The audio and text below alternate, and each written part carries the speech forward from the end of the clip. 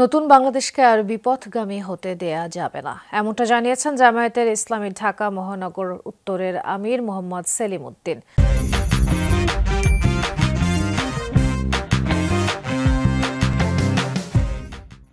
বিকেলে মহানগর উত্তর জামায়াতে আয়োজিত সহযোগী সমাবেশে যোগ দিয়ে কথা বলেন তিনি।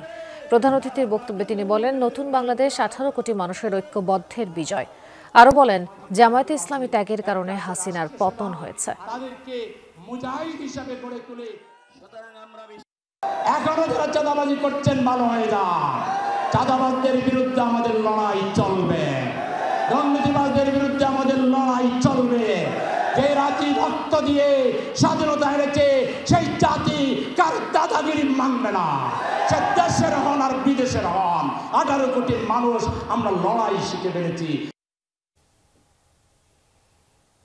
এর আগে সকালে রাজধানীর শাহজাহানপুরে মৈত্রী সংঘ মাঠে থানার জামায়াতের কর্মী সম্মেলনে বক্তব্য রাখেন নায়েবে আমির অধ্যাপক মুজিবুর রহমান।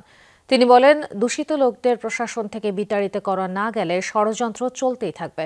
জামায়াতের এই নেতা বলেন, আওয়ামী লীগের আমলে তামাশার নির্বাচন করা হয়েছে, সংস্কার না করে নির্বাচন দিলে তা ফলপ্রসূ হবে না বলেও মন্তব্য করেন তিনি আরও বলেন, জীবন দিয়ে হলেও স্বাধীনতা সমুন্নত রাখতে প্রস্তুত দলের কর্মীরা। দূষিত লোকদেরকে প্রত্যেকটাকে বিদায় করতে হবে বাংলাদেশের প্রশাসন থেকে। সফলতাকে যদি ধরে রাখতে হয় তাহলে আমাদেরকে সুন্দরভাবে সংস্কার করে নির্বাচন করতে হবে। এই নির্বাচনে যারা এই ক্ষমতা আসবে তাদেরকে নিয়েই আমরা এই দেশকে পরিচালনা করব।